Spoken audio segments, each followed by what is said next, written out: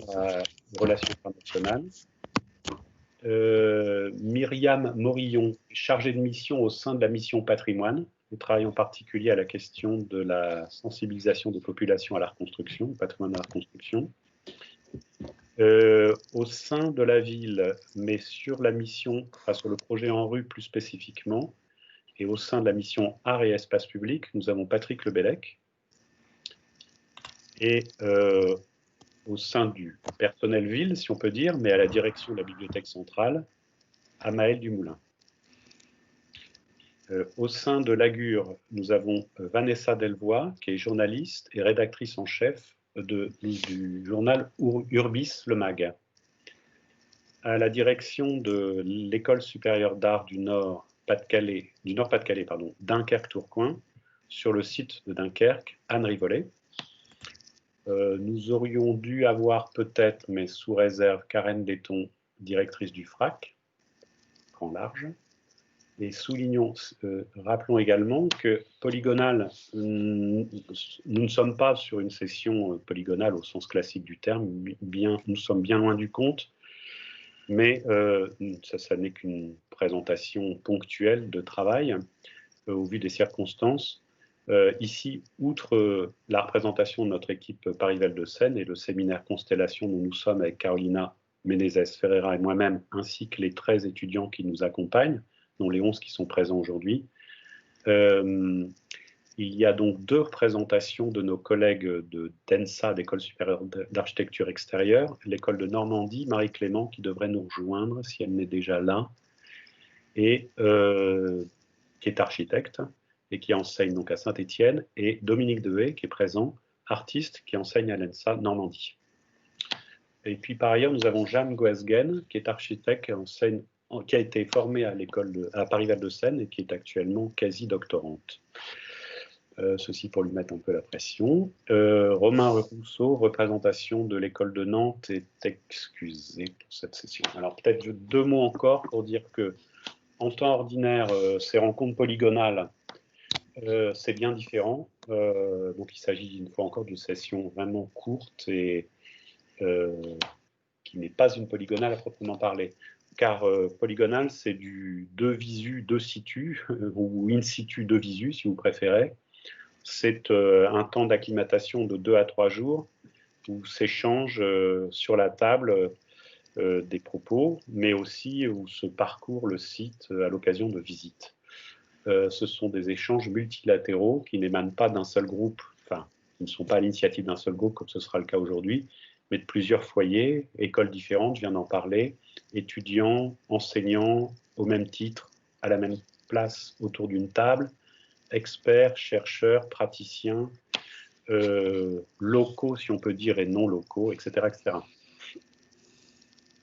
L'autre particularité de cette année, c'est qu'au sein du séminaire, nous avions pris la décision, avant de connaître évidemment cette histoire du confinement, il y a Marie qui m'appelle, peut-être un problème de connexion. Nous avions au sein du séminaire, nous avions pris la décision de proposer aux étudiants de travailler dès le début du semestre sur le territoire d'accueil de ce qui devait être la polygonale, à savoir Dunkerque. Ceci, et ça je pense que c'est vraiment important pour nous de le souligner, ceci parce que le choix de ce territoire était très très lié à la problématique qui nous occupe et nous rassemble depuis maintenant 5-6 ans. Ça fait 5-6 ans qu'au sein de l'ensemble polygonal, nous travaillons sur la question du commun, sur les milieux et architectures du commun, qu'ils soient tangibles ou informationnels ou virtuels si vous préférez, dans leurs acceptions tant théoriques. Nous faisons travailler les étudiants sur des bibliographies assez précises et les controverses qui travaillent ces enjeux, qu'institués ou formalisés. Alors on peut parler de l'habitat participatif pour donner un exemple, ou bien caractérisés par leur dimension oppositionnelle, prenons le cas de Notre-Dame-des-Landes, ou encore ce que nous avons appelé les communs diffus, ceux qui surviennent sans qu'ils ne soient spécifiquement programmés et sans qu'ils ne se réalisent nécessairement dans toutes leurs composantes. On aura peut-être l'occasion d'en reparler. Soulignons le fait que nous avons proposé aux étudiants en tâtonnant avec eux, qu'ils réfléchissent, comme vous le savez, à 4 axes de questionnement concernant Dunkerque. La politique de la gratuité, la politique de la connaissance, ou du partage de la connaissance, la politique de l'émancipation, ce que nous avons appelé comme tel, à propos du design participatif en particulier, et enfin la politique de l'hospitalité. Alors, dernier mot avant de laisser la parole à Carolina Menezes Ferreira, ce sont là des travaux d'étudiants avec des fragilités indéniables, encore, bien évidemment, et qui n'ont pas été aidés par une relation à distance du terrain, mais qui, soulignons-le, affichent librement des questionnements, des critiques, des positionnements de jeunes architectes à l'égard de ces expériences. Nous avons découvert les dossiers que vous avez reçus lundi, c'est les dossiers dits longs de fond, nous avons découvert dans leur état actuel ce lundi dernier. Donc évidemment, ils sont perfectibles, comme vous pouvez bien l'imaginer. Et nous prions de bien vouloir accorder bienveillance et compréhension à cet égard. Alors je laisse la parole maintenant à Carolina. Oui, donc en fait, ce serait peut-être intéressant de vous rappeler un peu comment on a procédé avec les étudiants au cours du semestre. Donc on leur a proposé dans un premier temps de travailler sur le commun, qui est un peu le sujet transversal de notre séminaire depuis plusieurs années, à travers des textes, une bibliographie de fond dont ils ont tous pris connaissance. Et avant de leur proposer ces 4 thématiques autour desquelles qu'Emmanuel vous a déjà présenté, avec tout de même la particularité, c'est qu'il y avait vraiment cet enjeu de travailler sur un terrain sur Dunkerque, mais notre semestre ayant commencé début mars, tous les travaux ont dû être faits à distance. Les étudiants ont eu pour certains l'opportunité d'avoir des échanges téléphoniques avec certains d'entre vous et qui ont vraiment enrichi leurs travaux. Et donc, nous, ce qu'on attend un peu de cette réunion, qui est un condensé de la polygonale, comme l'a déjà dit Emmanuel, c'est vraiment de donner la possibilité aux étudiants de présenter leurs travaux et de montrer les relations qu'ils ont pu créer entre les 4 problématiques qu'ils ont traitées. Et c'est un peu l'occasion de sortir des murs de l'école, même si l'école cette année est assez virtuelle, pour échanger avec vous, avec des intervenants autres que des architectes. Donc voilà. Je pense qu'on peut passer à la présentation des étudiants.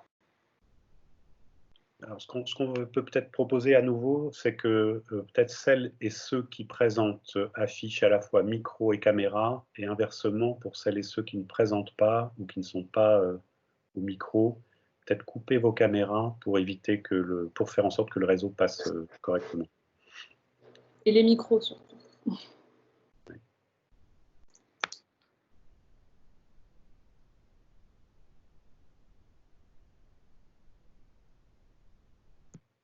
C'est à vous, hein. Bonjour. Bonjour. Alors, je vais vous partager le dossier commun.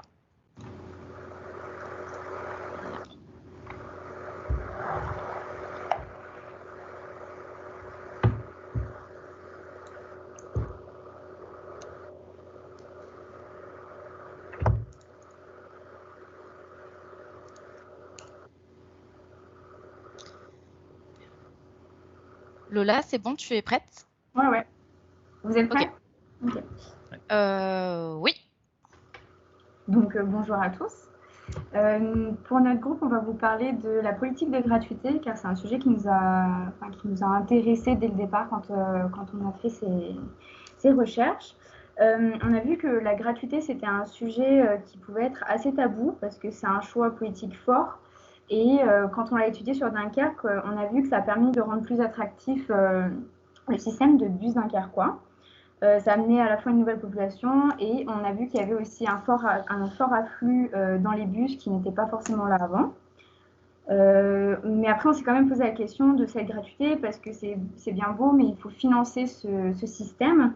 Et donc, on s'est intéressé, on a vu qu'il y avait un système de financement multiple avec la CUD et la taxe transport pour les entreprises.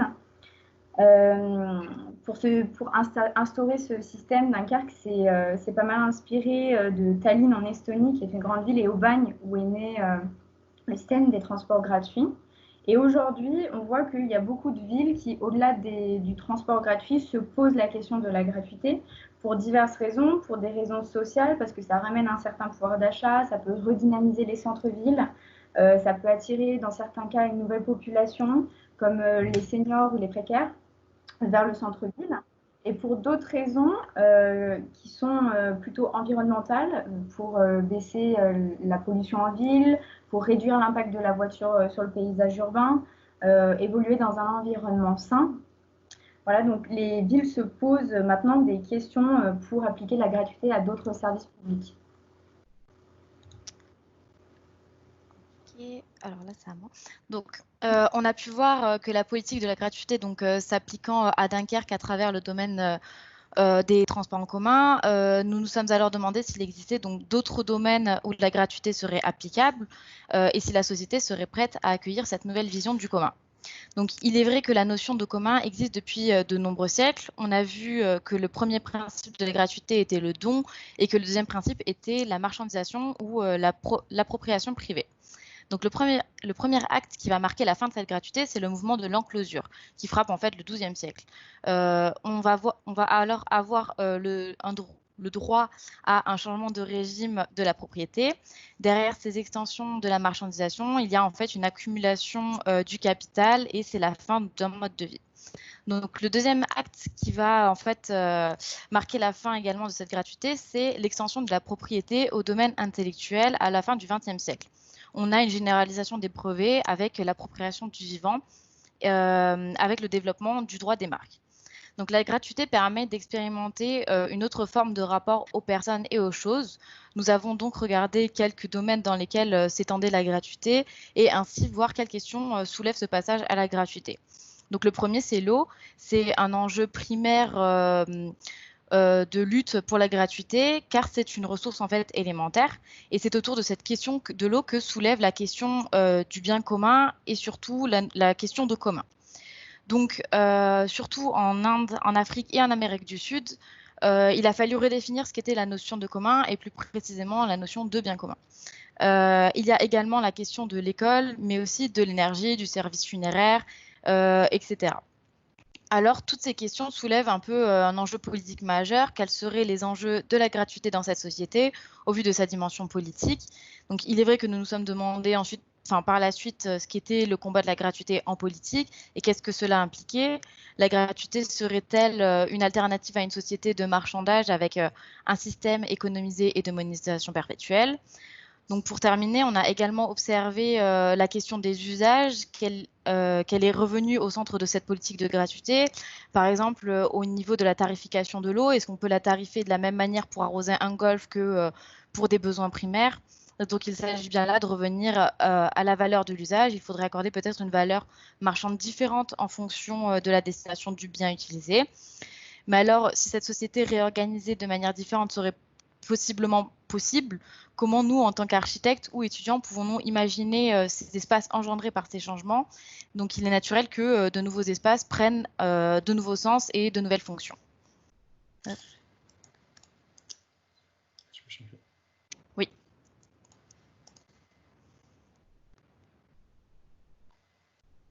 C'est bon pour moi, tu peux commencer Théo. Mais et donc le prolongement et l'extension de l'espace public, donc par le biais de la gratuité, va poser de nombreuses questions. D'autant plus qu'aujourd'hui, l'espace public est revenu au centre des enjeux politiques. Donc, on peut notamment prendre l'exemple du réaménagement des 7 grandes places à Paris, ou encore celui de l'avenue des Champs-Élysées. Et ceux-ci ont pour but, selon les propos d'Apur, qui est l'atelier parisien d'urbanisme, de mettre en place un espace public au service d'une ville en mouvement et d'une ville durable.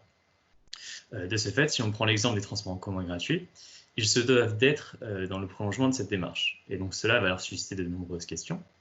Et donc la première va être comment la gratuité va permettre d'étendre l'espace public au sein de la ville et en créer de nouveaux types.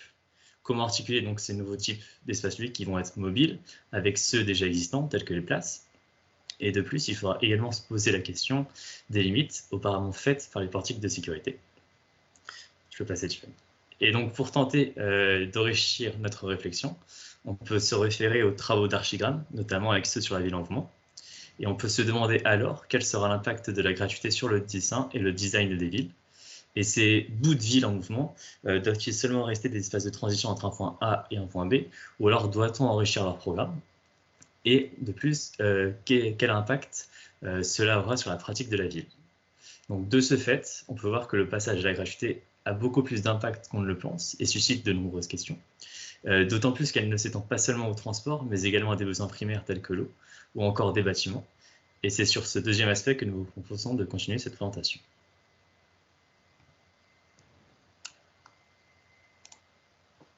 Alors, au regard des communs de la connaissance, on distingue deux types de ressources.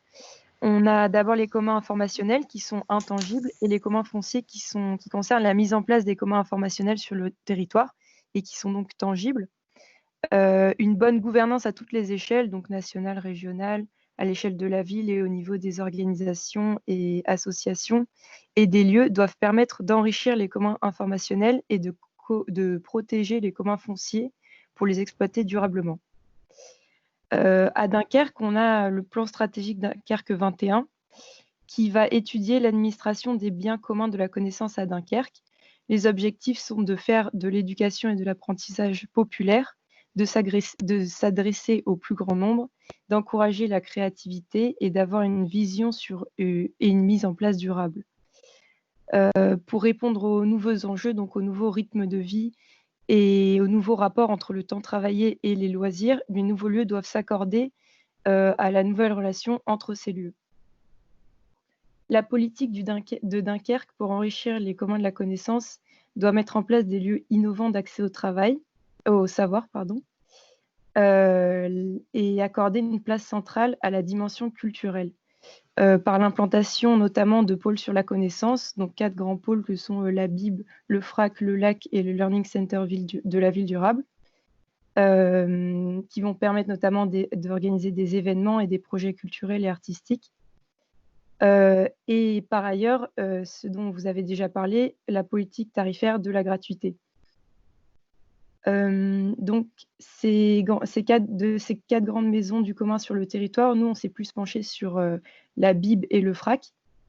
La BIB, c'est un peu l'équivalent de la rue, mais dans un espace qui inspire la sécurité, car il est fermé et surveillé. Il permet différentes façons d'utiliser l'espace et les infos disponibles, grâce notamment à des salles privées insonorisées pour se concentrer, jusqu'aux gradins ouverts et qui favorisent des interactions sociales et des postures plus détendues. Donc il y aura plusieurs manières d'utiliser les informations disponibles dans la bibliothèque et de se positionner. Le FRAC, lui, permet de faire fructifier l'art pour le tout public et pour les artistes. Notamment, il permet au public d'emprunter et d'étudier des œuvres d'artistes. Il permet aux artistes eux-mêmes d'exister à différentes échelles en établissant des contacts et en étant, entre guillemets, un tremplin. Pour atteindre un public large et divers, ces maisons du commun coopèrent avec différents établissements comme des écoles, des lycées, des prisons et beaucoup d'autres. En conclusion, on peut dire que ces projets de commun de la connaissance doivent avoir une dimension holistique. On peut se poser la question de l'impact à l'international. Donc, on a vu que certains étaient un tremplin, un médiateur entre différentes échelles. Quel impact sur les tissus urbains? Comment ces projets drainent et atténuent des flux urbains, attirent du public et améliorent la vie urbaine? Et quel impact à l'échelle du corps? Notamment, certains endroits peuvent créer une société en mettant en relation différents groupes et individus grâce à des dispositifs de design ou d'architecture qui permettent différents regards, postures et mouvements. Par ailleurs, les communs de la connaissance ne peuvent être que multipliés et enrichis. Les enjeux sont donc en favoriser l'accès au maximum de gens et donner les outils pour les exploiter et les faire fructifier, donc notamment grâce à la gratuité des services et la mise en lien des différents communs de la connaissance, et en attirant un maximum de commoners pour les mettre en relation et élaborer la connaissance.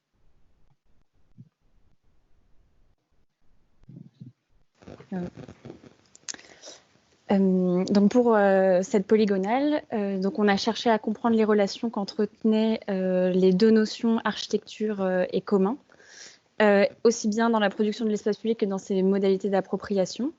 Et donc avec Rawan, on va vous présenter aujourd'hui donc la question de la politique d'émancipation. Et tout d'abord, il y a le sociologue Pascal Nicolas Lestrade donc, qui nous livre dans son ouvrage Le travail du commun une première piste de réflexion sur les rapports qu'entretiennent architecture et commun, en insistant notamment sur son rôle émancipateur. Et il développe entre autres la notion de DIY, de do it yourself, qui est issue de l'idéal autogestionnaire punk des années 60-70 et qui aujourd'hui tend à réapparaître. Et donc cette notion, elle fait écho avec les projets de chantier de design urbain participatif, qui consistent donc en des ateliers de fabrication d'objets et d'aménagement d'espaces publics, en y faisant participer ses principaux usagers, c'est-à-dire les habitants. Et donc sur le territoire de Dunkerque, un projet nous est paru significatif quant à ces questionnements, et il s'agit du projet de l'ANRU qui intervient donc dans la commune de Saint-Paul-sur-Mer, dans un contexte de rénovation urbaine. Donc comme vous le savez, ANRU, c'est à la fois le nom d'un projet et le nom d'un collectif qui met en relation des acteurs aux compétences et au savoir-faire variés comme les habitants, les travailleurs sociaux, les artistes, des éducateurs, des sociologues ou encore des architectes. Mais l'ANRU, c'est avant tout la concrétisation de rencontres de tous ces différents acteurs qui considèrent l'espace de vie des habitants des quartiers de Jean Bart et de Guinémer comme un commun. Donc, c'est quoi ANRU? ANRU, en fait, c'est un projet social, culturel, artistique et urbain. Et il prend la forme d'un atelier de construction de mobilier urbain au pied de la résidence de Jean Bart et Guy Meyer. On sait déjà que le projet ANRU, c'est de faire la rénovation urbaine collectivement et qui prenne la forme d'un atelier de savoir-faire grâce à l'unification et le regroupement des différentes associations et des éducateurs, chacun avec ses propres connaissances. Une des particularités du projet, c'est de placer l'habitant et l'acteur au centre, donc il lui donne toute l'importance.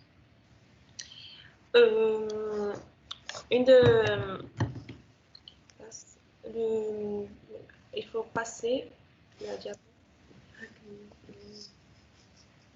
Oui, c'est juste qu'il y a un peu de décalage entre le temps que je passe et le temps que ça arrive.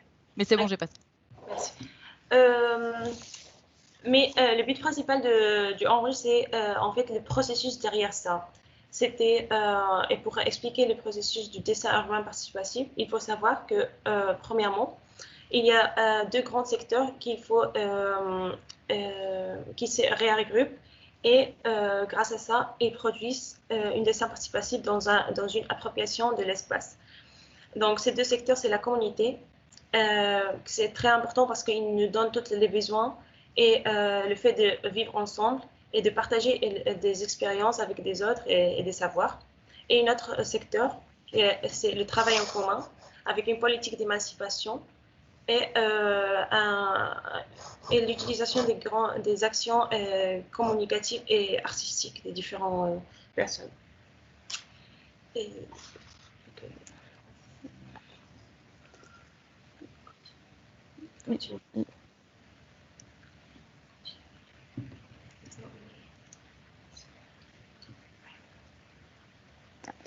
Donc, en effet, le mobilier urbain construit avec des matériaux déclassés semble par leur esthétique fragile et éphémère. Et on peut alors se poser la question de leur réel impact sur l'espace public et dans le processus de rénovation urbaine. Mais finalement, ces chantiers de co-construction de mobilier urbain ne nous semblent être qu'un prétexte, car ce n'est pas tant l'objet construit, l'objet fini qui compte, mais c'est plutôt tout le processus d'expérimentation d'un nouveau modèle de gouvernance qui s'est mis en place en amont qui importe. L'habitant, qui est aussi donc l'usager de l'espace public, se trouve au cœur des prises de décision et par leurs actions, ils reprennent possession de ce commun qui est l'espace public et qui jusqu'à présent n'était pas adapté à l'usage qu'ils en avaient.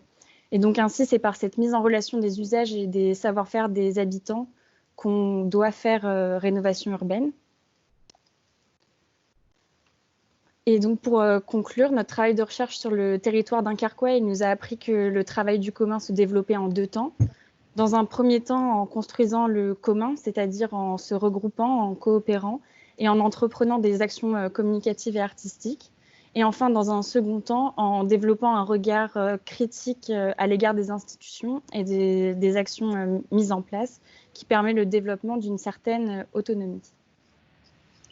En tant qu'étudiante et future architecte, on pense que la question du dessin participatif sera plus visible avec le temps, car elle permet d'expérimenter des nouvelles manières de faire des projets architecturaux et du dessin dans l'espace public, en partant des besoins et des usages des habitants.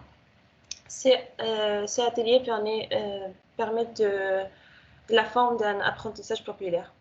Enfin, ces recherches nous ont aidés à nous interroger sur le rôle de l'architecte dans la question de réappropriation urbaine.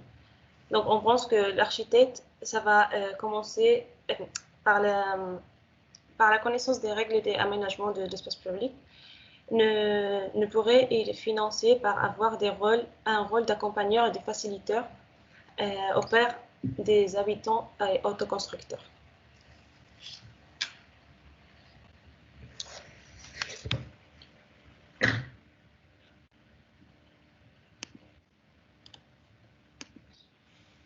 Bonjour. Alors, avec Inès et Julie, on s'est penché sur la politique de l'hospitalité à travers le sort accordé aux migrants. Donc, sur la question migratoire, on constate qu'à l'échelle européenne, il y a eu de nombreuses réglementations qui ont permis de mettre en place des mesures purement sécuritaires. Et en France, l'État a mené une politique d'accueil très limitée, comme nous pourrons le constater à travers le cas de Grande-Synthe.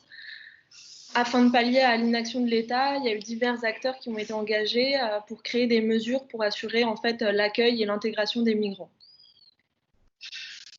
Donc, à Grande-Synthe, le passage du camp de fortune de Basse-Roque au camp de la Linière a été un processus plutôt lent. Sur près de 10 ans, donc entre 2007 et 2016, le maire Damien Carême et un grand nombre d'associations se sont engagés auprès des personnes migrantes qui habitaient dans cette ville. S'opposant par cette action à l'État et à la région, ces acteurs locaux risquaient alors un délit de solidarité. Une entrave à la loi assez paradoxale si on considère également le devoir d'assistance à personne en danger. C'est bien donc ce dernier devoir qui anime le maire Damien Carême. C'est pourquoi il est à l'initiative, avec l'aide de Médecins sans frontières, du camp humanitaire de la Linière. Sur une année de fonctionnement, ce camp est devenu un symbole d'un phénomène exceptionnel et isolé, prouvant que l'accueil est possible.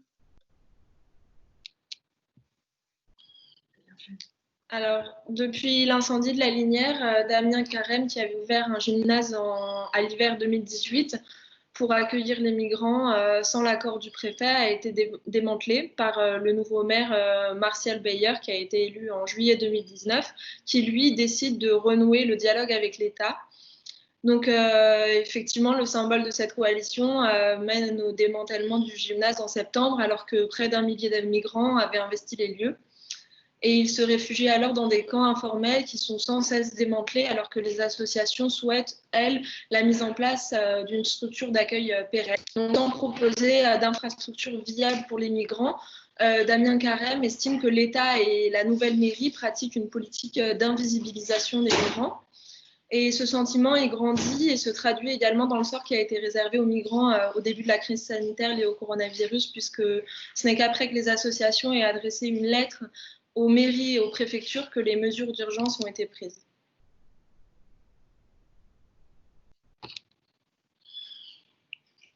Donc la notion d'hospitalité qui se définit par un caractère passager, c'est alors une scission entre la population accueillante et la population accueillie, ce qui amène à penser qu'il existerait sur un même territoire des habitants et des inhabitants, donc les migrants.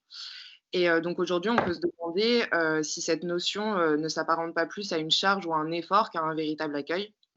Et donc le collectif Pérou, créé en 2012, cherche à considérer cette population rejetée, le but étant de montrer une réalité par le biais de photos, d'écrits ou de témoignages afin d'atténuer les préjugés. Ces actions tentent alors à ce que l'hospitalité ne se retourne pas en son contraire, qui est l'hostilité. Et enfin, c'est en considérant ces personnes en situation de migration comme des individus dotés de qualités et de désirs qu'on pourrait voir se dessiner un véritable vivre ensemble.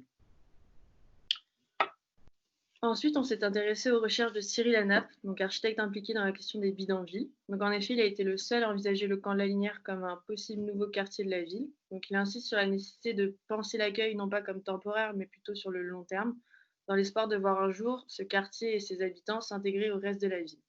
C'est à partir de ce cas isolé qu'il a mené un travail de recherche-action pour développer la notion de ville accueillante, donc en proposant divers scénarios de réponse pour que la ville soit capable de faire de la place à ceux qui arrivent. Donc, dénonçant les destructions systématiques de camps, il souhaite au contraire que ces situations soient reconnues et identifiées afin de pouvoir les accompagner par la suite. Donc, finalement, cette recherche, elle nous a mené à questionner les enjeux que l'accueil de ces flux migratoires peuvent représenter à l'échelle locale, notamment.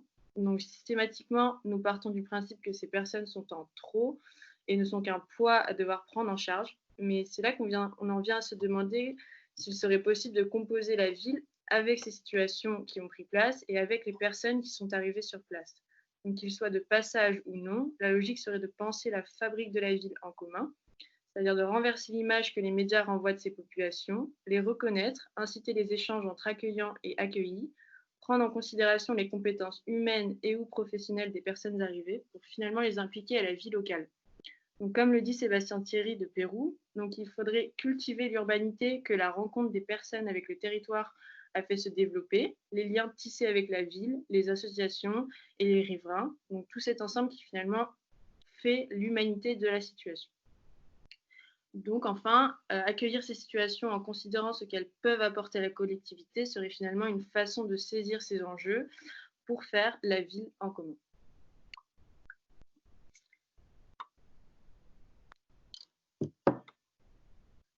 Donc, ensuite, voilà, c'est la synthèse commune qu'on a essayé de faire entre les 4 groupes, donc par rapport aux 4 notions qu'on a abordées, en essayant de mettre en avant les mots clés de chaque recherche et en tissant des liens entre ces mots-clés à travers les divers sujets.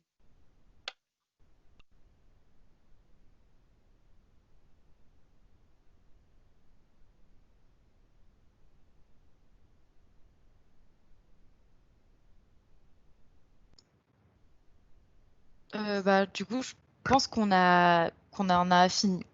On n'a pas forcément plus développé cette constellation-là, parce qu'on trouvait qu'elle était assez claire et qu'en fait, les mots qui étaient reliés par les traits plus fins étaient en fait les sujets communs à chaque thématique abordée dans ce séminaire. Voilà. Merci beaucoup. Merci à vous tous et toutes et tous.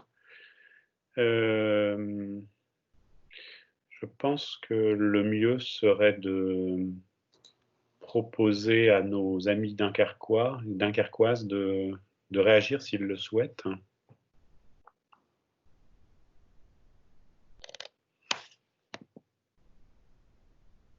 Moi, je veux bien, j'ai une petite question à poser. C'est un panorama qui me semble assez complet. Je voudrais savoir, de façon peut-être un peu plus sensible, en quoi ce travail va vous engager désormais dans vos futures pratiques. Vous vous dites, à l'issue de cette étude, qu'est-ce que je ne ferai plus ou qu'est-ce que je ne ferai pas, et quelle va être ma posture professionnelle pour essayer d'être en phase avec les principes que vous avez énoncés.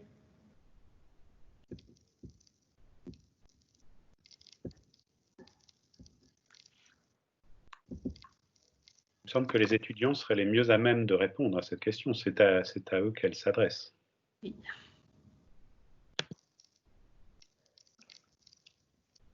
Alors, est-ce que vous pouvez répéter, s'il vous plaît? J'ai pas tout entendu. Oui, je disais, en fait, voilà, vous avez mené une étude, ça problématise les choses, ça relie les choses. C'est, je pense, plein de choses dans lesquelles je peux personnellement me reconnaître. Et je suis sûre que mes collègues seront assez d'accord avec moi sur nos postures professionnelles au quotidien à Dunkerque. Mais vous, en tant que futurs architectes, à l'issue de ce travail, vous vous dites, je m'engage à quoi? Qu'est-ce que je ne ferai pas finalement? Ou qu'est-ce que j'éviterai de faire? Ou au contraire, quelle posture professionnelle, dans le cadre de l'exercice vraiment du métier d'architecte, je vais essayer d'adopter afin justement de favoriser le regroupement de ces 4 notions? J'attends une réponse peut-être un peu plus sensible, un peu moins techno, quoi. Oui. Alors, en tout cas, pour moi et notre groupe, je pense en particulier, qui était le groupe de la politique de la gratuité, je vous avoue que c'était un sujet qu'on connaissait pas du tout. Alors, c'était vraiment la découverte quand on a abordé ce thème-là. Et moi, en tout cas, pour ma part, je pensais pas du tout que c'était un sujet autant politique et un choix aussi gravé dans le choix, dans son choix politique. Et du coup, ça fait réfléchir un peu à la prise de position en tant qu'étudiant et en tant qu'architecte futur, à quelle chose on a envie de défendre pour plus tard et quelle thématique on a envie d'aborder, peut-être plus générale dans l'architecture, parce que c'est quand même un thème qui nous concerne plus. Mais qu'est-ce qu'on a envie de montrer peut-être plus aux gens. Après, je ne sais pas si d'autres personnes veulent réagir. Allez-y. Oui, moi je veux bien également sur la partie gratuité, puisque c'est la partie sur laquelle vous m'avez interviewé. Oui. Je pense que donc vous êtes tous de futurs architectes. Hein. Moi, c'est une donnée que je n'avais pas forcément en tête. Il n'y a personne qui va faire autre chose. Enfin... Non, a priori, non. On est tous architectes après. Voilà.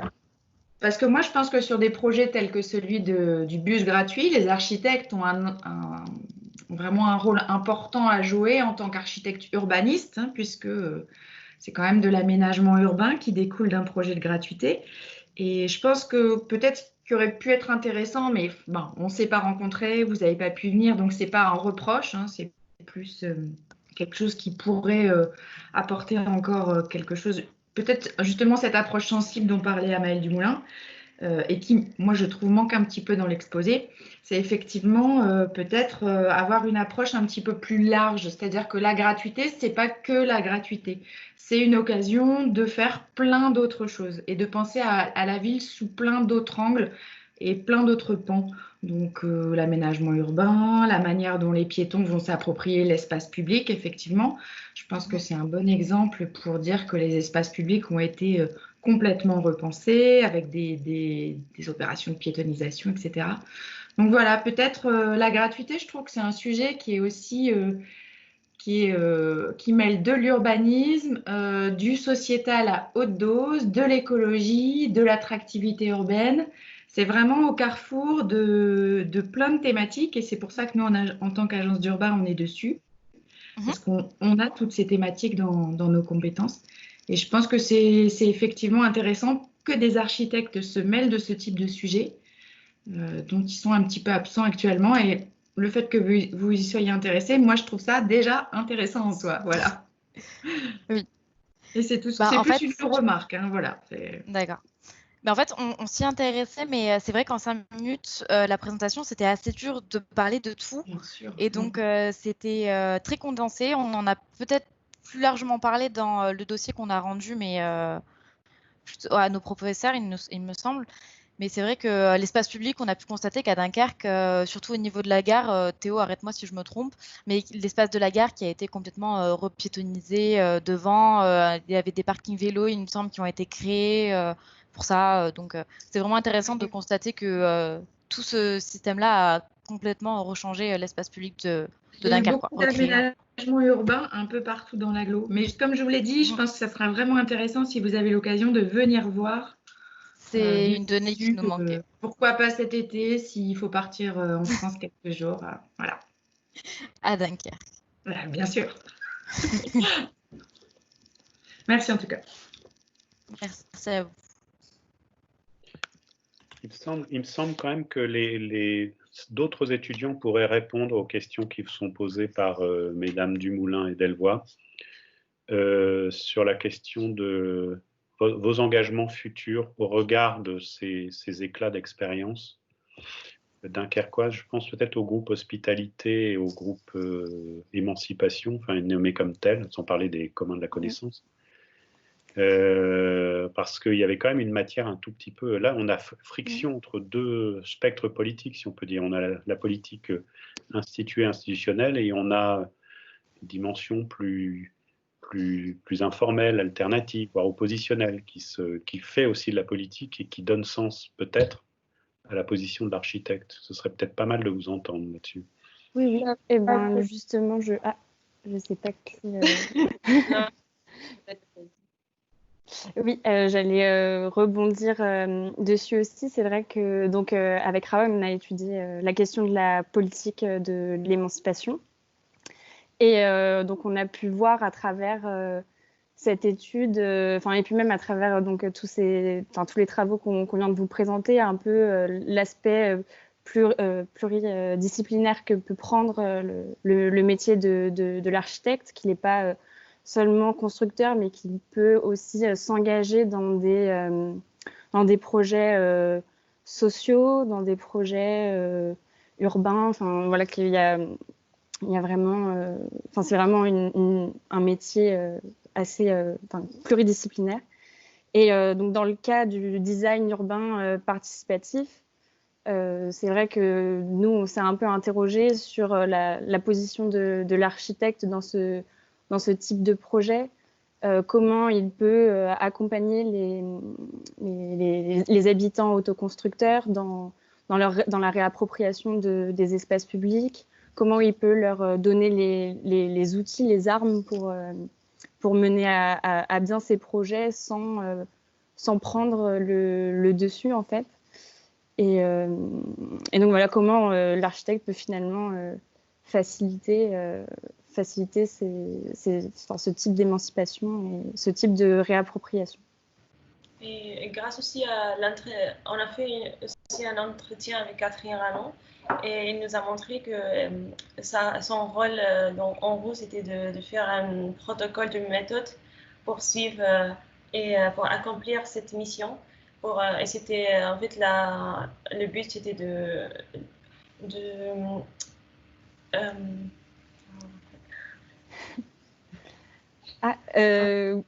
en fait de faire un protocole qui va aider des habitants et des autoconstructeurs à faire le projet et d'accomplir ces missions. Oui.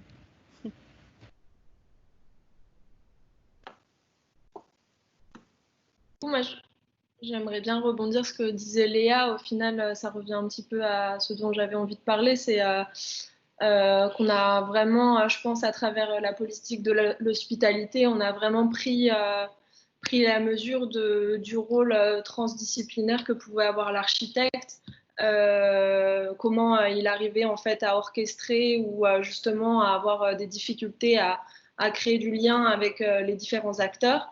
Avec qui il travaille régulièrement, c'est-à-dire les politiques ou dans ce cas-là aussi les associations, etc.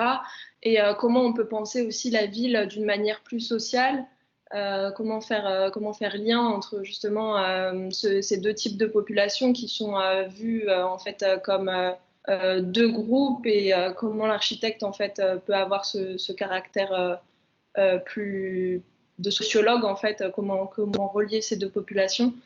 Et je pense que du coup on s'est un peu intéressé, ça a vraiment mis en avant une architecture plus humaniste, vraiment au service des populations en demande. Voilà comment on arrive à créer de l'architecture d'urgence aussi dans ces moments-là. On voit que c'est quand même des sujets qui font actualité en ce moment, donc c'était assez intéressant de travailler là-dessus.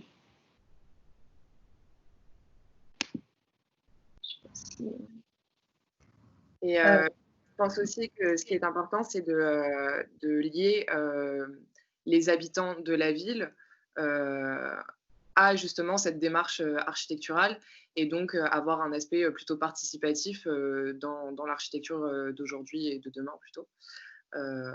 Parce que justement, prendre en compte la voix des personnes qui vivent, par exemple là, dans des conditions plutôt précaires, pour justement déceler leurs désirs de vie. Je pense que c'est important pour la mise en place d'un système périn d'accueil, en tous les cas.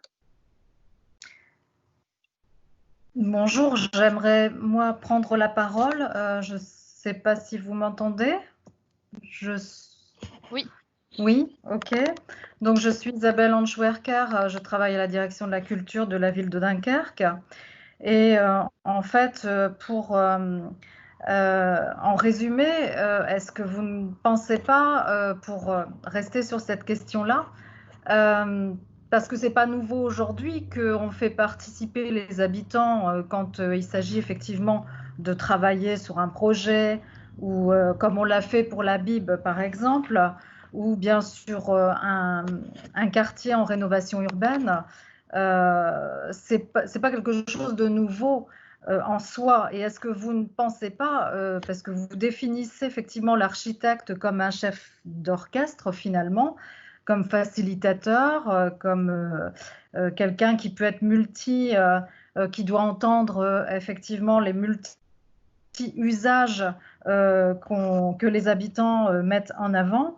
Est-ce que vous ne croyez pas quand même que c'est un peu une utopie et que c'est pas en fait que l'architecte en fait répond quand même toujours à la commande publique, c'est-à-dire que ce sera différent si c'est une collectivité qui le missionne, alors que s'il travaille effectivement dans un collectif comme le collectif En Rue, où là, vous l'avez d'ailleurs dit très bien exposé, il y a un regard critique vis-à-vis de l'institution.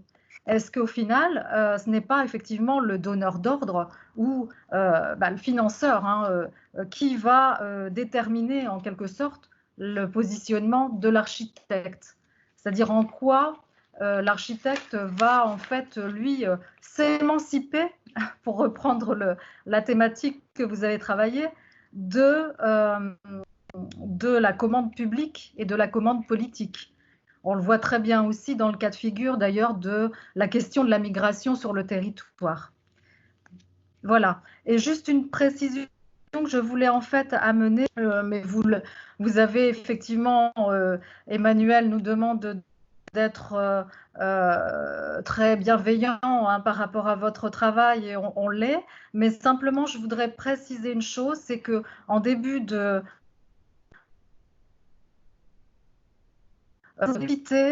la politique stratégique 21. En fait, j'aimerais vraiment préciser qu'il s'agit non politique générale, c'est-à-dire des politiques générales, mais il s'agit bien d'une politique de développement culturel, c'est-à-dire que c'est bien au centre des enjeux du territoire, des enjeux environnementaux, sociaux, économiques, qu'est la politique culturelle. C'est bien à partir de réunions et de rencontres entre acteurs culturels, économiques, sociaux du territoire que ce projet des enjeux qui s'appelle d'ailleurs Dunkerque Culture 21, c'est une mise en perspective des enjeux culturels sur le territoire dans le cadre de la démarche d'Agenda 21 de la culture. Voilà, je voulais juste préciser juste ça pour bien faire comprendre que nous souhaitons véritablement être dans une transversalité de toutes les autres politiques et que il est évident que la culture ne doit pas arriver à la fin de la commande, mais est bien en amont des projets et des process. Et ça, croyez-moi, que c'est pas si facile que ça et que c'est pas acquis aujourd'hui dans la tête de tous. Voilà. Merci.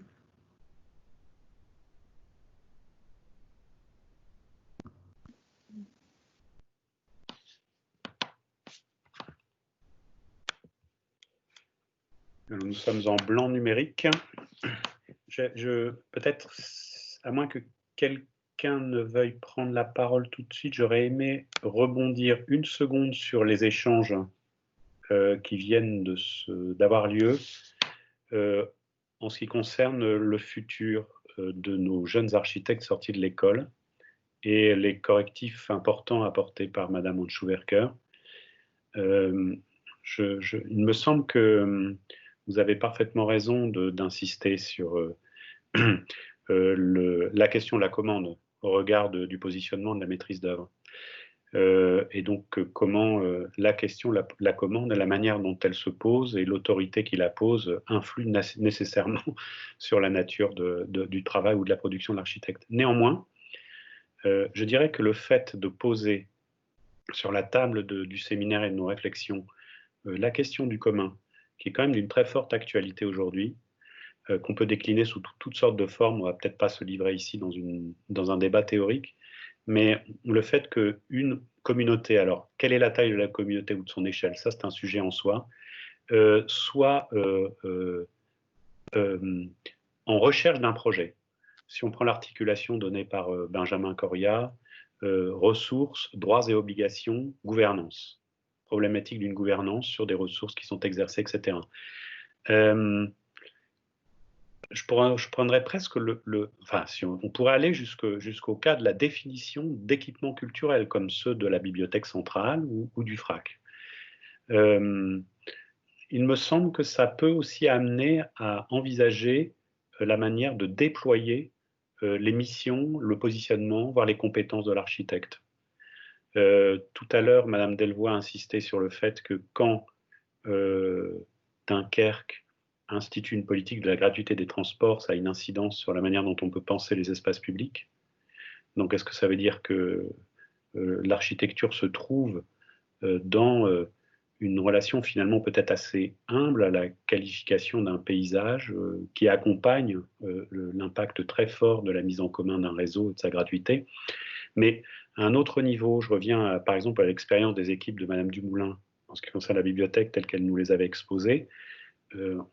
Alors certes, le travail de définition, de programmation, d'après ce que j'en ai compris, s'est fait principalement en interne, si on peut dire, et c'est sans doute très bien comme ça. Il y a une dimension presque éthologique, comportementale, dans la manière d'arriver à comprendre ce dont les utilisateurs pourront éventuellement avoir besoin ou nécessité sans trop savoir déterminer à l'avance quelles seront leurs fonctions et leurs comportements, qui amène le travail même de formation des jeunes architectes et leur positionnement futur à s'infléchir, à se déployer. On n'est certainement plus dans le registre de la grande œuvre ou du grand œuvre. On est vraiment, au sens propre comme au sens figuré, à l'égard de la commande publique, et bien évidemment, mais aussi bien sûr dans le cadre du design participatif par définition, dans une relation à l'accompagnement, à la facilitation, tels que sont les termes qui ont été employés par les étudiants, quelque chose qui nous renvoie à la politique du care, qui est quand même très en vogue actuellement, quoi, entre le soin et le social, quoi, entre la santé et le social. Ça amène à réfléchir, je trouve.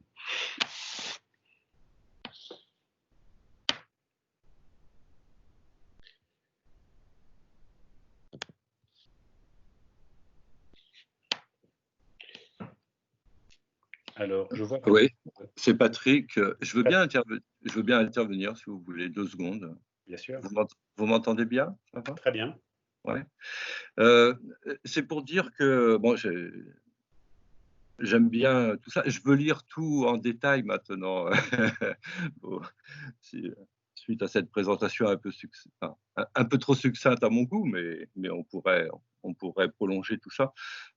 Insister sur l'aspect peut-être recherche-action, c'est-à-dire que ce qu'on mène à un moment donné, c'est pas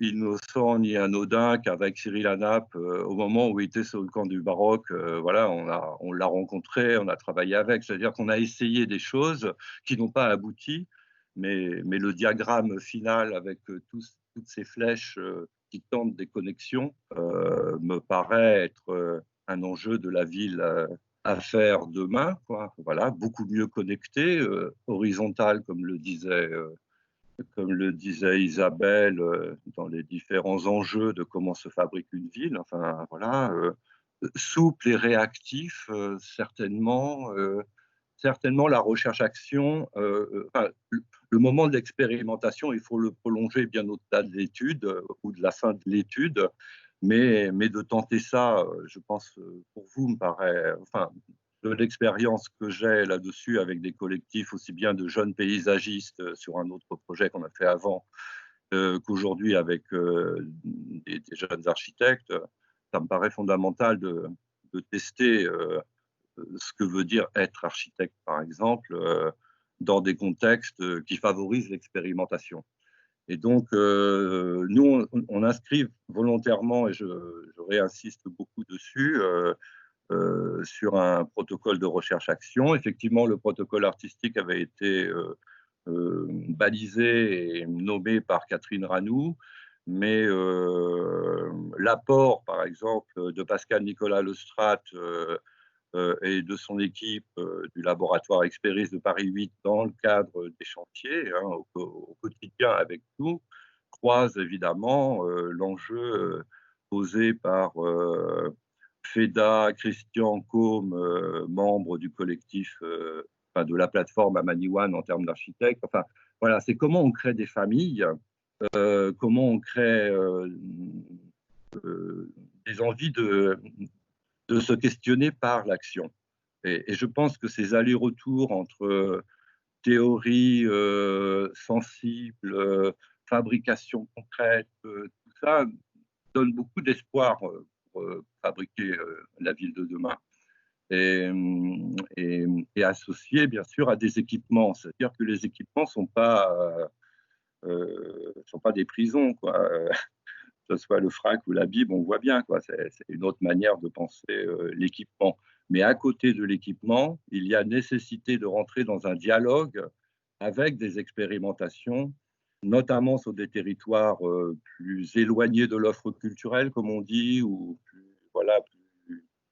socialement précaires, comme les territoires en rénovation urbaine. Il y a des enjeux aussi à s'approprier le droit de faire, ce fameux droit à l'espace public qui vient forcément questionner les institutions dans leur fonctionnement et ceux qui pilotent. Donc, il y a de la formation à faire, je ne sais pas, il y a de la sensibilisation à faire pour que une démocratie participative un peu balbutiante devienne une vraie démocratie collaborative, que le commun oppositionnel ne soit pas une opposition à la démocratie élective, mais que tout ça s'accompagne un peu mieux, se comprenne surtout un peu mieux, pour pouvoir travailler ensemble. Je trouve qu'on aurait très envie d'entendre Madame Dumoulin, en fait, suite à ce que vous dites à l'instant, qui me semble très intéressant, parce que précisément, ça ne renverrait pas la balle de façon un peu binaire ou duale à ce que nous dit l'équipement, mais pour mieux comprendre, les étudiants sont allés voir, enfin, entendre Madame Dumoulin, certains d'entre eux, ils ont eu cette chance, mais ce n'est pas le cas de tout le monde, et parmi nos invités extérieurs du réseau polygonal, je pense qu'ils ne la connaissent pas directement. Madame Dumoulin, Amel, acceptez-vous de nous dire en 2 mots, en fait? Oui, en fait, j'écoutais Patrick et je me disais que, en fait, tout ça, c'était vraiment une question aussi de sincérité, bien sûr, mais on doute de la sincérité de personne, mais de posture sans cesse à réaffirmer. Tout à l'heure, suite aux remarques d'Isabelle, vous avez rappelé que la posture des archis avait changé, qu'en fait, voilà, il y avait vraiment une évolution dans cette posture. Ça fait probablement déjà longtemps, et je pense que pendant encore fort longtemps, il va falloir réassurer par le faire, justement par l'action, comme le disait Patrick, du fait que votre posture n'est plus forcément celle qui correspond au cliché. Et la bibliothèque, on est très très souvent encore confronté à ça.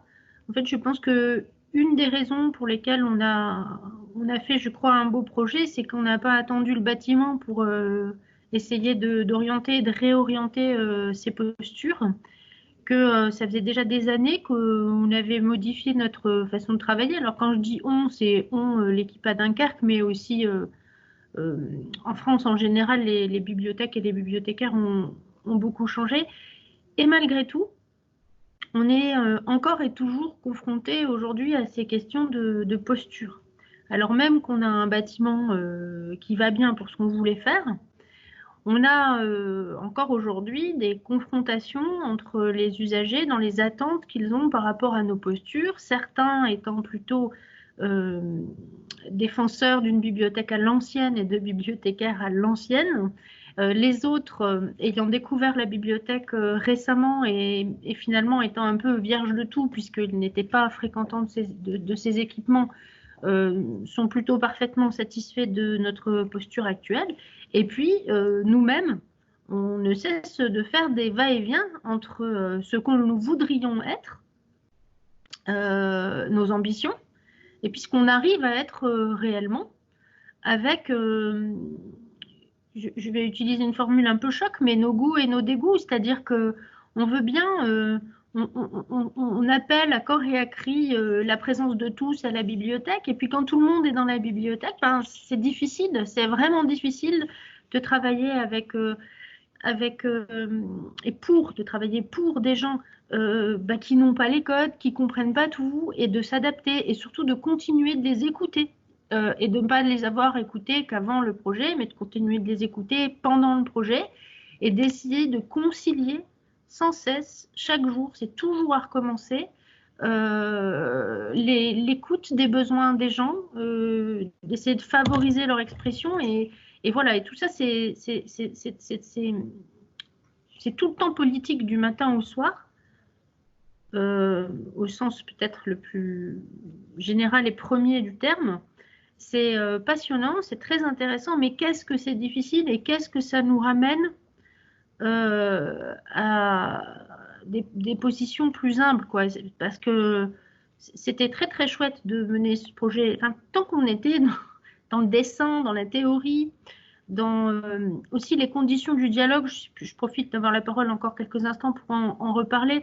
En fait, si ça s'est bien passé dans notre dialogue avec les architectes, je crois que ça tient en grande partie au fait qu'on a été dans au départ avec une commande politique qui existait, mais qui n'était pas encore très très précisée, une commande politique assez large. C'est voilà, une bibliothèque du 21e siècle qui ne ressemble pas à une bibliothèque et qui permettent de dialoguer avec la ville, quoi. Enfin, je résume un peu grossièrement, mais c'était à peu près ça. Et en fait, on n'a fait que des allers-retours qui ont duré vraiment des mois et des mois. C'était des dizaines d'heures de conversation avec les archis qui nous questionnaient, qu'on questionnait. Ils dessinaient, ils jetaient à la poubelle, ils recommençaient, ils redessinaient, ils jetaient à la poubelle, ils recommençaient. Et c'est ça qui nous a permis, je pense, d'avancer à peu près correctement. Mais je dirais presque que maintenant que cela fonctionne, enfin pour l'heure c'est plutôt très bien fermé, mais quand ça va rouvrir et quand ça va rouvrir, on espère comme c'était ouvert avant, il faudra encore et toujours continuer, recommencer, agir, écouter. Enfin, c'est une espèce de roue sans fin. Et je trouve ça incroyablement plus difficile que d'enclencher un projet avec les quelques années d'expérience que j'ai.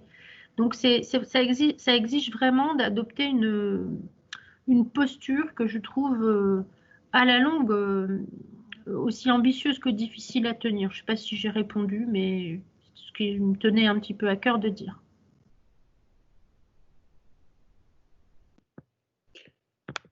C'est sûr qu'on aimerait vous entendre encore plus longtemps sur la manière dont vous avez aussi préparé avec vos équipes l'amont de l'arrivée des architectes sur le terrain, mais on le fera peut-être à une autre occasion, on aura peut-être l'occasion d'en reparler dans le cadre de nos réflexions sur le projet à Paris-Val-de-Seine. C'est certain qu'il y a aussi une dimension générationnelle. Hein. Les architectes dont vous parlez, ceux que Patrick Lebellec a croisés aussi au niveau de l'ANRU, je ne pense pas nécessairement de Catherine Ranou, mais par exemple le collectif Imani Iwan, etc. Tous ces jeunes collectifs qui fascinent nos étudiants se caractérisent souvent par le fait que précisément ce sont de jeunes architectes qui sont en début de carrière parfois, et que l'investissement qui est le leur à cette époque-là de leur existence professionnelle est rendu possible par le fait qu'ils ne sont pas nécessairement submergés par les commandes. Enfin, il y a une question de modèle économique qu'il faut prendre en compte très certainement aussi dans cette dimension-là, cette forme de générosité qu'est la leur dans ces situations. Et c'est exactement la raison pour laquelle on a renoncé à une agence de renom avec une renommée internationale. C'est parce qu'en fait, on a senti qu'on n'aurait pas ça. Mmh. Et c'était déterminant dans le choix de l'équipe. Mmh.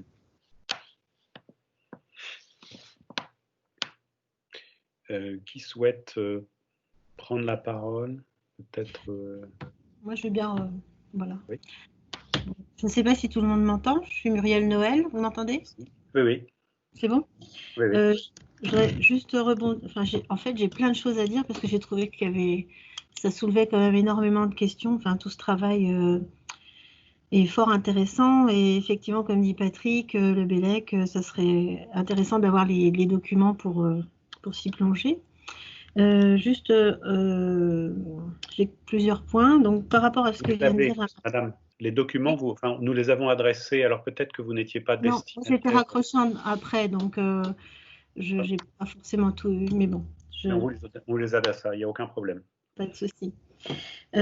Juste par rapport à ce que disait Amaëlle, qui est tout à fait juste, hein, sur... elle parlait de lieux qui dialoguent avec la ville. Et dans l'exposé des étudiants, vous avez parlé de plusieurs maisons du commun, notamment Lac, Frac, à l'eau sucre. Et c'est vrai que la Bible est un peu particulière parce que elle accueille vraiment un public extrêmement large. Et ça fait toute sa richesse aussi. Hein. Mais on peut se poser aussi la question sur... Amaëlle a parlé des codes, des différents codes par rapport à des équipements.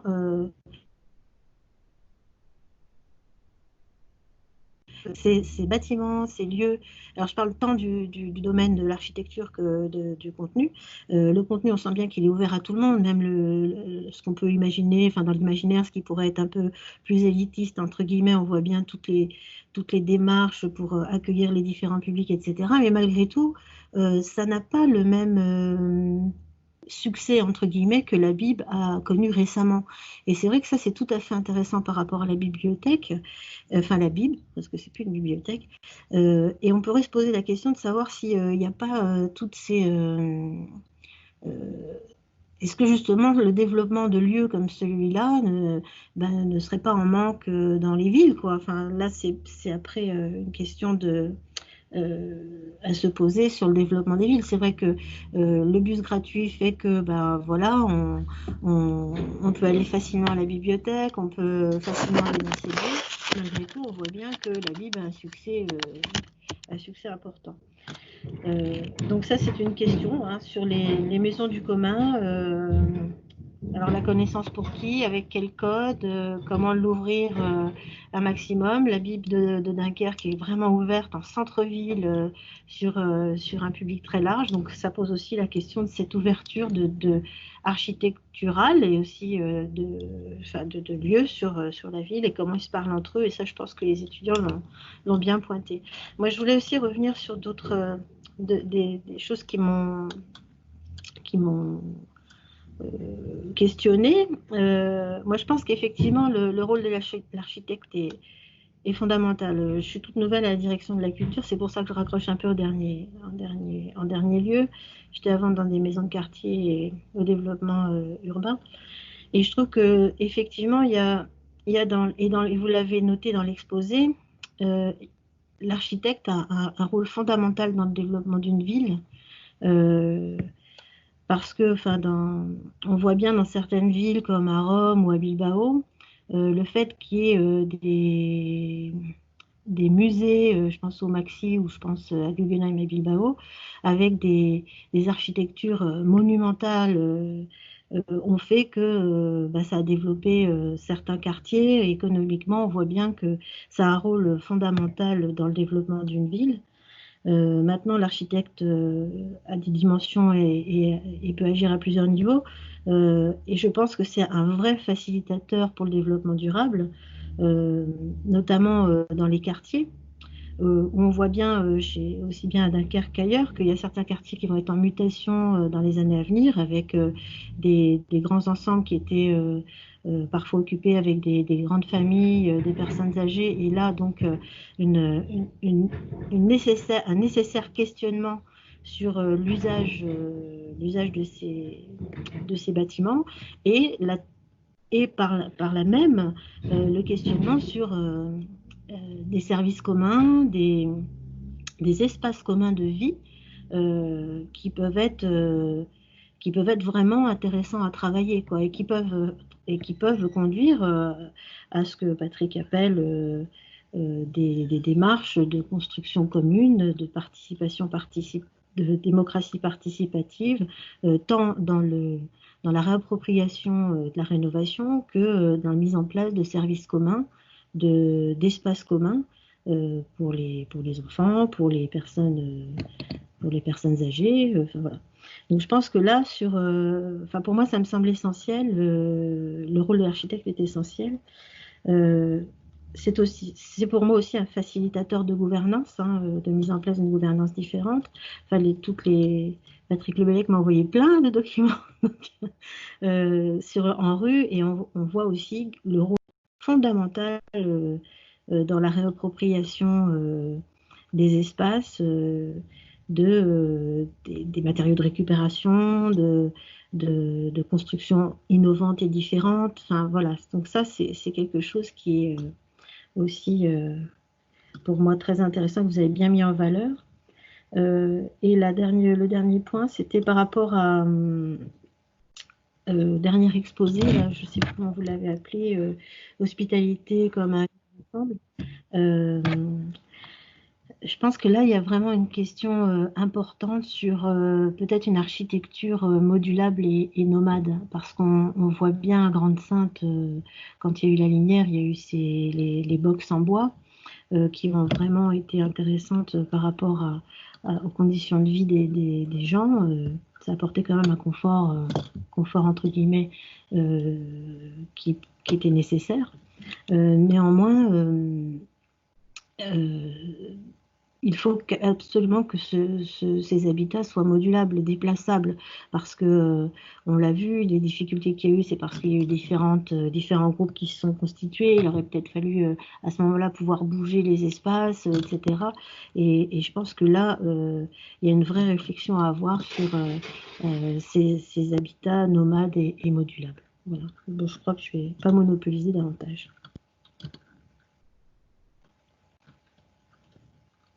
Merci Madame Noël. Y en a-t-il? Oui, moi je veux bien peut-être dire un tout petit mot. Alors un tout petit, parce que l'école d'art est absente de l'étude, j'entends bien. Mais dans ma tête, elle rejoint beaucoup de problématiques énoncées ici.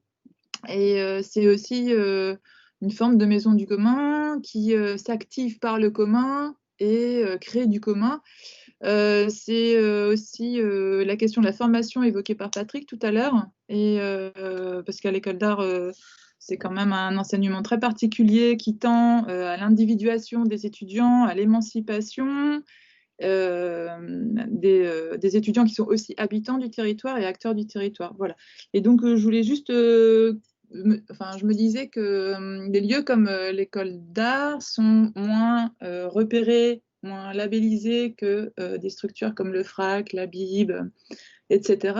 Et en même temps, font partie du maillage et sont aussi producteurs et travaillent un petit peu les mêmes problématiques énoncées dans l'étude. Voilà. C'était juste pour signaler ça.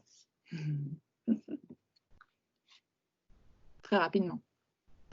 Non, on est bien conscient de ces interactions. En fait, on pourrait presque dire que c'est très, à la fois, c'est compliqué nous ne nous posons pas comme des experts des situations dunkerquoises. Nous y entendons un peu sur l'affaire du commun, mais il y a l'affaire du commun à main gauche, comme le disait d'un certain point de vue Patrick Lebellec tout à l'heure. Et à main droite, il y a un territoire. On essaie de considérer comment les choses s'emboîtent l'une par rapport à l'autre, ou pas véritablement, comment ça grince, comment ça coince. Le classement que nous avons opéré dans la manière dont les groupes défilent est un peu significatif de la manière dont on parle de l'institutionnel d'un certain point de vue à des formes plus réactives, voire oppositionnelles à toute fin, avec la question de l'hospitalité et les questions massives que cela pose. Et au milieu de tout ça, il y a toute une série de réalités au sein desquelles Dunkerque se trouve bien, dont très certainement l'école d'art. Mais ce qu'il y a de formidable, c'est que si vous le voulez bien, on va passer encore du temps avec vous, puisque grâce à la pandémie, notre séjour dunkerquois ne fait que commencer, puisque si vous le voulez bien, si l'école d'art l'accepte toujours, accepte toujours de nous accueillir l'année prochaine, il n'est pas impossible qu'au printemps 2021, nous tenions une véritable rencontre au sens étendu du terme et plus longue, précisément dans vos murs. On pourrait peut-être, je ne sais pas Carolina ce que tu en penses, mais on pourrait peut-être demander maintenant à Dominique Dehaye et à Marie Clément qui nous a rejoints s'ils voient sans oublier Jeanne Goasguen, s'ils voient en tant qu'extérieur, si on peut dire, à la fois à ce travail et à Dunkerque, des choses à dire sur nos échanges. Moi, je voulais juste d'abord rebondir sur ce qu'avait dit Muriel Noël. En fait, ça m'intéresserait de savoir, vous parliez à la toute fin de la politique de l'hospitalité et de la question de l'architecture nomade et modulable. Est-ce que, à la direction de la culture de Dunkerque, vous intervenez dans des situations comme les camps à Grande-Sainte auprès des habitants? Je peux répondre brièvement. En fait, moi je viens d'arriver à la direction de la culture, donc c'est tout récent pour moi, mais je fais partie d'associations qui travaillent qui travaillent entre guillemets, on est tous des bénévoles, sur les camps, enfin le camp de la Linière, puis après dans les gymnases, donc voilà.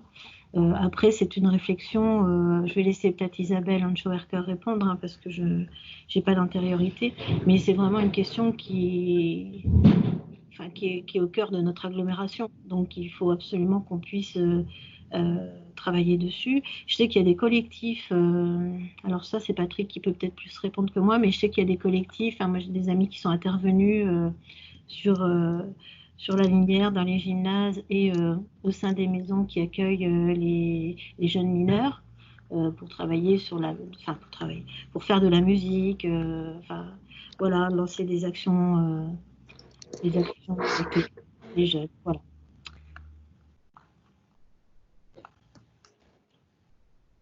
Mais est-ce que la ville intervient directement? Pas à mon sens. Je n'ai pas connaissance, mais là, Isabelle peut peut-être plus répondre que moi. Oui, puisque Isabelle qui est à la fois sur le terrain ville et sur le terrain associatif, elle a des compétences en la matière. Alors, je ne sais pas, elle avait un problème de connexion, disait-elle. On va... C'est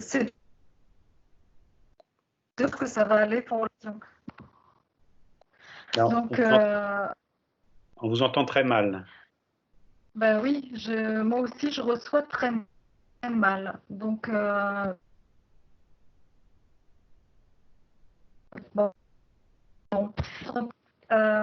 au niveau de, effectivement, la ville même de Dunkerque, on va dire qu'effectivement, elle a eu peu à connaître elle a eu peu à connaître ces années durant l'installation de camps ou je dirais le fait de fixer en fait la population des réfugiés sur son propre territoire. Il a été beaucoup plus en marge, donc sur, je dirais, un territoire plus large qui est le territoire communautaire. Et politiquement parlant, eh bien, je dirais que effectivement, les décisions qui devraient être prises au sujet de cette population accueillie, pour moi, doit être à l'échelle communautaire. L'échelle communautaire, c'est 18 communes qui effectivement doivent aussi se mettre d'accord les unes avec les autres, et c'est pas facile. On en revient finalement à l'échelle territoriale, à l'échelle de l'État, qui a une politique différente des territoires qui accueillent ces populations.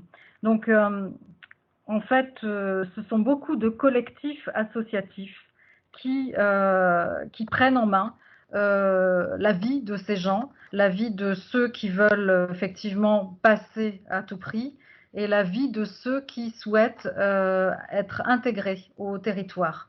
Nous intervenons, enfin la ville, mais plus exactement la communauté urbaine de Dunkerque intervient financièrement parlant, par des aides financières et effectivement pour le moment, entreprendre les maires des communes les...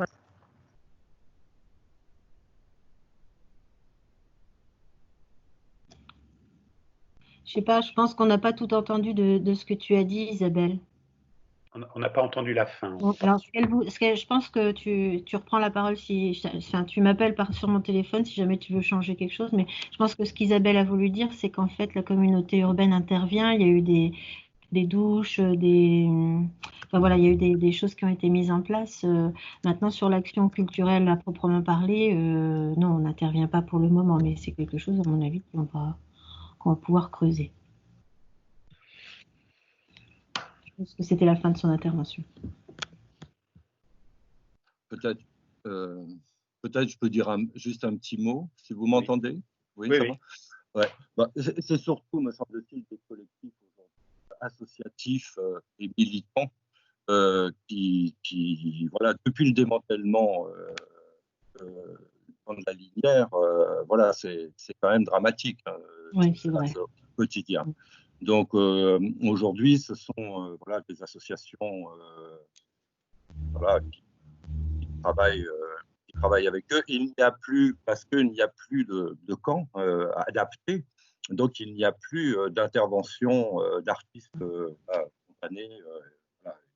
Voilà. Et la rencontre avec le collectif Amaniwan s'est fait avec Catherine Ranou, parce qu'ils étaient en France au temps de la Linière. C'était encore à l'époque.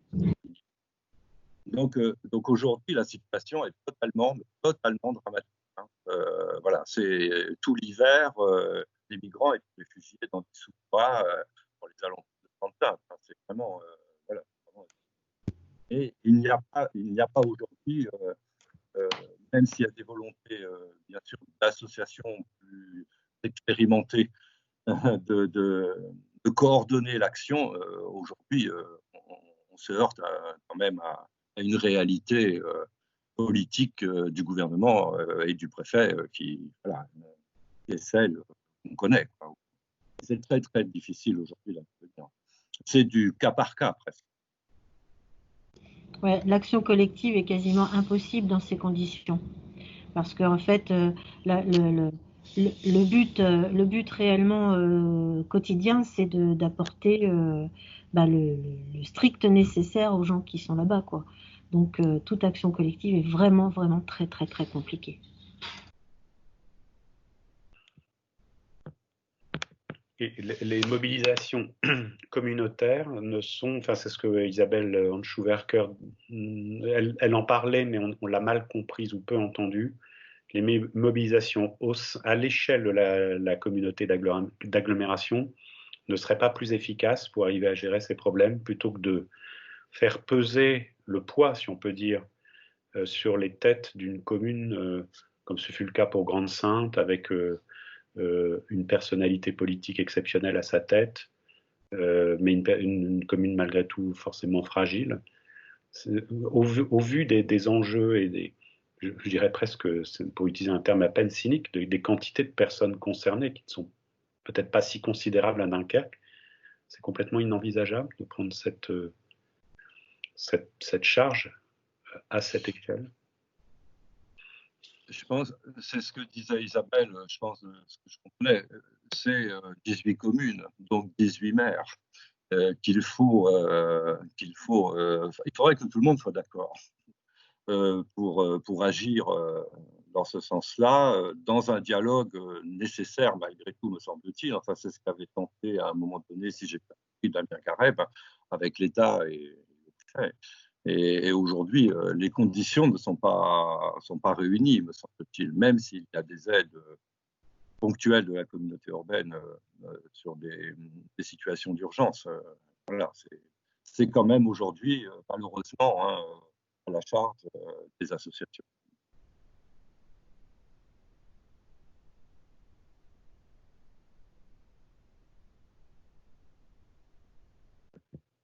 Alors, je ne sais pas ce que vous en pensez, mais on peut peut-être demander avant on n'est pas très loin peut-être de conclure, non Carolina, qu'en penses-tu? Peut-être demander à Dominique Dehaye ou à Marie Clément ou Jeanne Goasgen s'ils auraient un mot à ajouter concernant cet échange.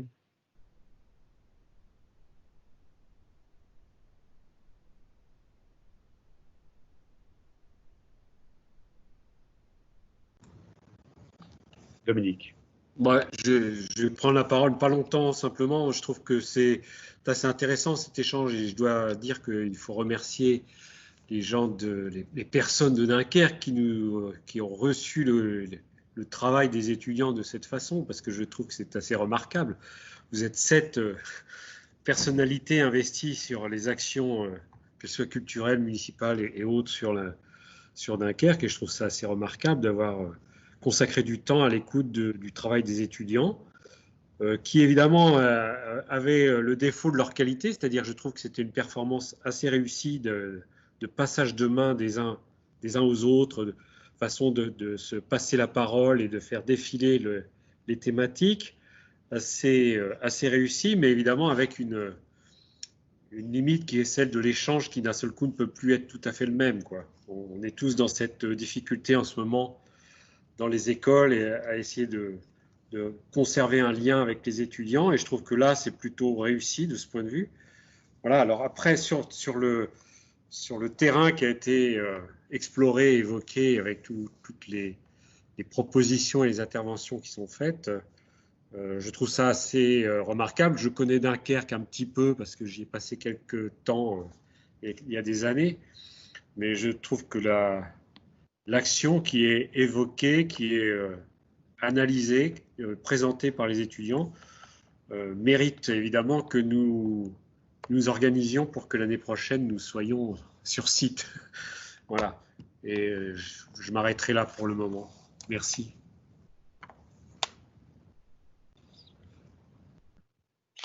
Dominique, tu as bien raison de souligner l'importance de temps, la disponibilité de nos interlocuteurs dunkerquois. Nous allions évidemment le faire, mais tu as fait bien de prendre les devants, les remercier d'ores et déjà pour le temps qu'ils nous ont accordé, l'attention qu'ils nous ont accordée. Et d'ailleurs, donc, on vous rappelle que nous avons appelé ça dossier de fonds, c'est des dossiers de pré-fonds, c'est un fonds, un début de fonds, quoi. Vous ont été transmis, donc sont un peu plus conséquents avec des archives en particulier. Les étudiants ont produit des sortes de cartes, vous verrez, dans le dossier qui vous a été transmis lundi, qui n'est pas le dossier présenté aujourd'hui, qui est beaucoup plus court aujourd'hui. Et ces cartes sont des figurations qui permettent de se représenter souvent le jeu des acteurs qui sont en rôle sur les différentes segments politiques que nous avons abordés. Ça nous semblait important aussi d'essayer de procéder comme ça, outre le déroulé plus textuel qui est présenté. Alors, est-ce que Marie voudrait ajouter un mot, ou Jeanne ?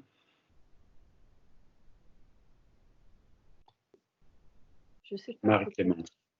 Pardon. Oui, un mot extrêmement rapide, parce que j'en suis désolée que je suis arrivée au milieu des débats et ça avait l'air extrêmement riche. Pour des problèmes de connexion et de reconnaissance de navigateurs.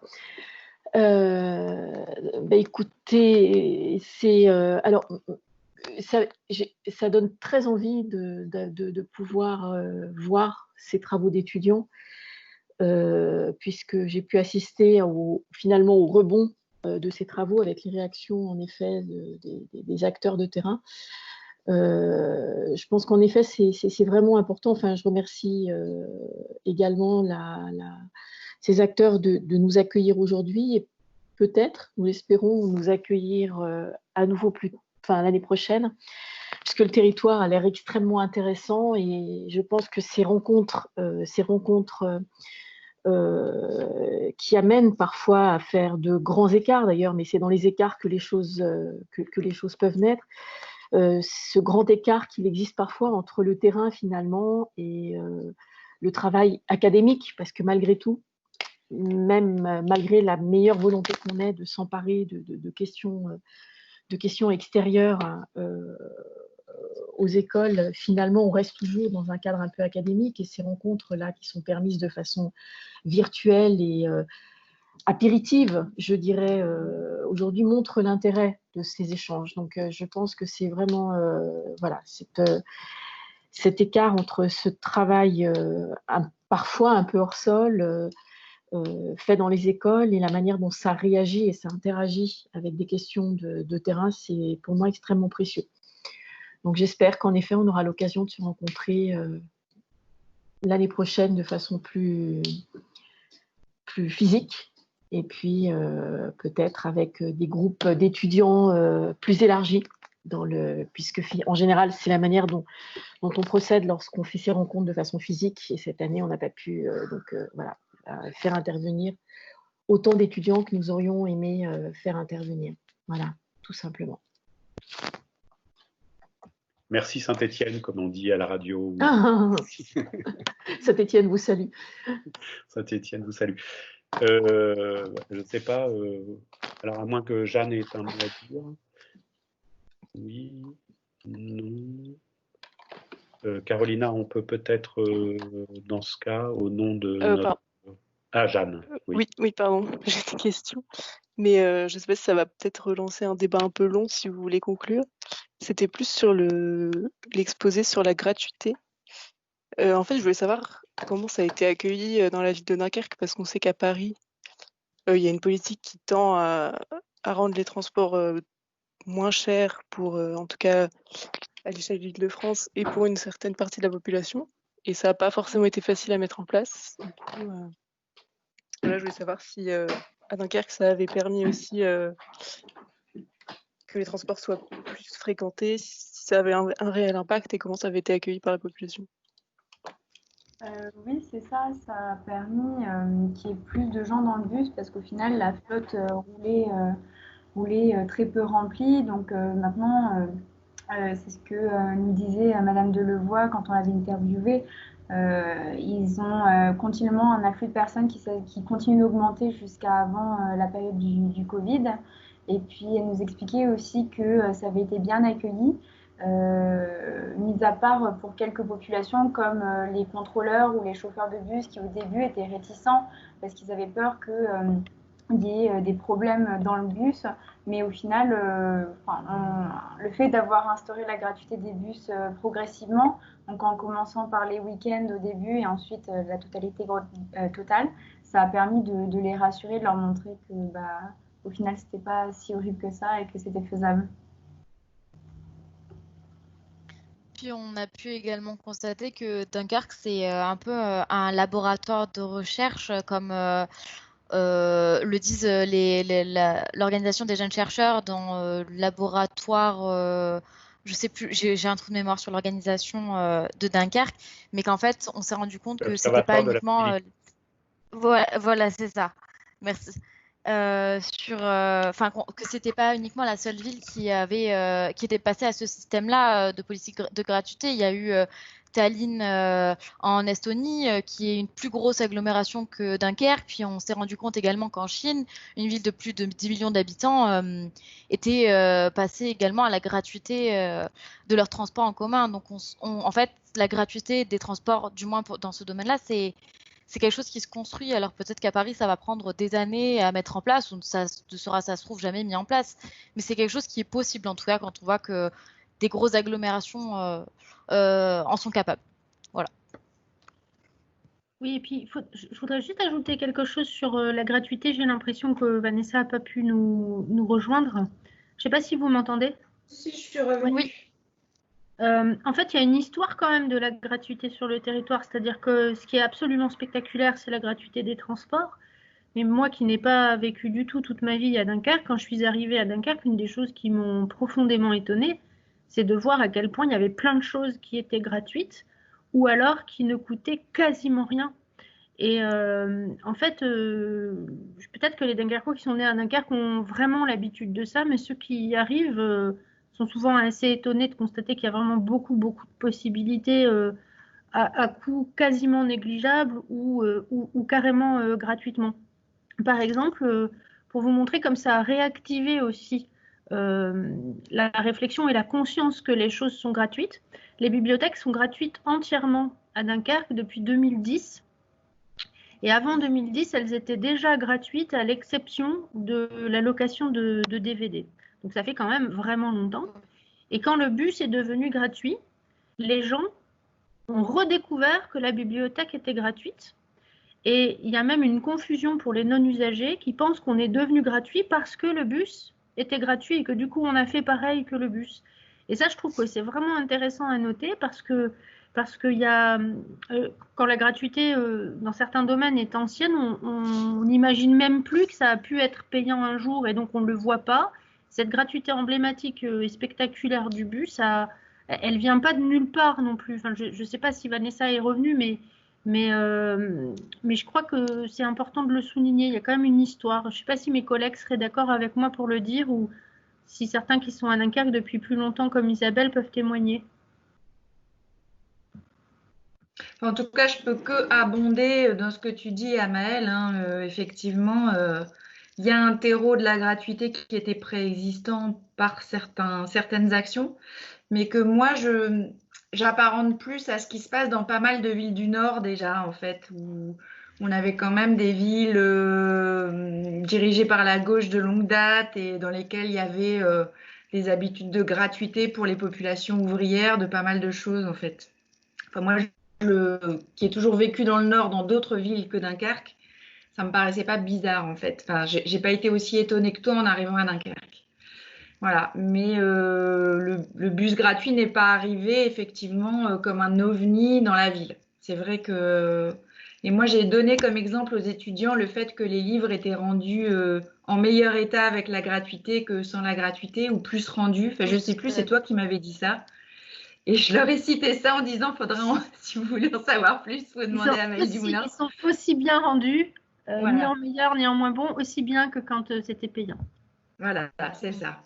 Et c'était pour leur dire que nous, les dossiers des bus étaient moins abîmés depuis qu'il y avait la gratuité. Donc, parce que ça étonne toujours les gens de se dire qu'il y a moins d'actes d'incivilité quand il y a la gratuité. Et je leur ai expliqué qu'il y avait un contrôle social qui était beaucoup plus poussé avec la gratuité, puisqu'on était plus nombreux dans les bus et que c'était plus difficile d'abîmer le matériel dans des contextes comme ça. Et voilà. Pour autant, je ferais peut-être une précision sémantique, ça peut vous sembler extrêmement ésotérique, mais entre ce qu'on pourrait appeler les services publics, à l'endroit desquels la question de la gratuité se pose, dans les termes dunkerquois, c'est tout à fait intéressant, d'une part. D'autre part, ce qu'on pourrait appeler les biens communs naturels. Il y a peut-être une petite confusion dans l'exposé des étudiants à ce sujet-là, je dirais. Les biens communs naturels, l'eau, l'air, les océans, les rivières, etc., dans lesquels on pouvait en théorie puiser ad libitam sans nuire à autrui. Et ce qu'on pourrait appeler les communs, c'est-à-dire les projets du commun, et je pense en particulier aux projets qui peuvent qui peuvent s'inscrire dans une économie marchande, mais pas nécessairement lucrative. Je pense à tout ce qui a trait à l'économie sociale et solidaire, par exemple, et peut-être à une échelle un peu différente, où la question de la limite, telle que l'a montré Elinor Ostrom et cet économiste, Nobel d'économie, etc., la question de la limite de la communauté concernée par le commun se pose, puisque c'est la limite aussi qui permet, une limite éventuellement poreuse, on le souhaite, qui permet en même temps de protéger les ressources que la communauté se partage. Donc là, il y a peut-être à un moment donné, je pense, des confusions sémantiques qui peuvent opérer entre ce qu'on appellerait la réhabilitation du service public, de l'espace public, et c'est tout à fait intéressant, et les enjeux du commun. Je vois quand même une différence qui me semble être importante à énoncer. On aura sans doute l'occasion d'y revenir.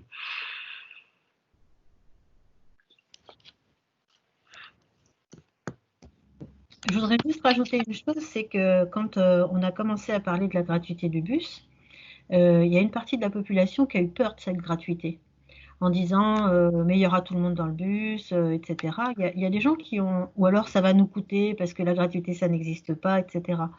Donc la gratuité, elle a été aussi fortement questionnée. Bon, maintenant au bout de je ne sais plus combien de temps, ces questions ne se posent quasiment plus. Mais au démarrage, ça a quand même été présent dans le questionnement de certains Dunkerquois.